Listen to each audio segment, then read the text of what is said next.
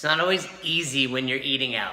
We get it. Roz and I eat out often, and especially we find donuts from the coolest spots in the world. And people always ask us, well, how do you track that? Well, let's start very simply. There's eating out that's easier than others. And my favorite example is Chipotle. I try to go to Chipotle at least once a week, doctor's orders, and it's super simple because everything on their menu is in the app. So for example, using MyFitnessPal, if you search Chipotle, it'll bring up the menu. While I have the same burrito 99% of the time, I find that I click on the menu, there's a little multi-add button on the bottom, and I'll run through what I'm gonna have. Typically it looks like tortilla, white rice, salsa, veggies, chicken, cheese, and then depending on my fat left for the day, some sour cream. Now, that's an easy one where you're eating out. Other examples where that could happen, Cheesecake Factory, P.F. Chang's, any fast food restaurant, Chick-fil-A, Wendy's, etc. The menu's online. We're assuming it's accurate. Sometimes we get that heavy-handed server at Chipotle and we love it, but all good. Plug in what they have, and no different than anything in your pantry. It's as accurate as we can assume it is. Now, you go out to eat at a privately owned restaurant.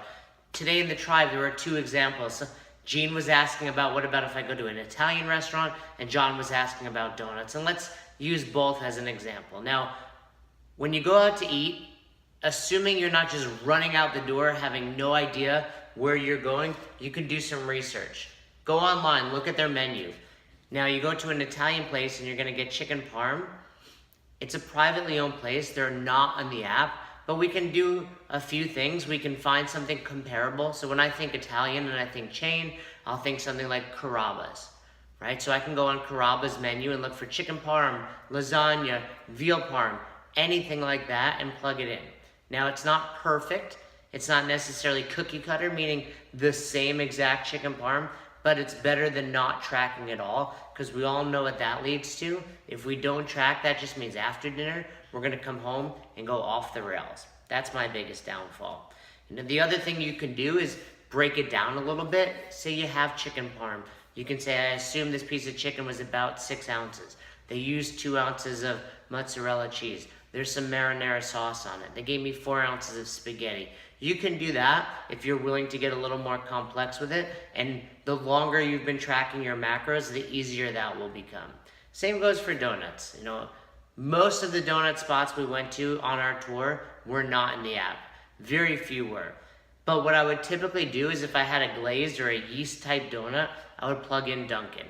If it had some sort of topping on it, I might add a 1/4 cup of Cinnamon Toast Crunch if I got a Cinnamon Toast Crunch donut, or a scoop of peanut butter if I had a peanut butter donut.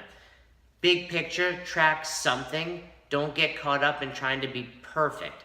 Done is better than perfect in this scenario. Make sure you're plugging in something every time you eat.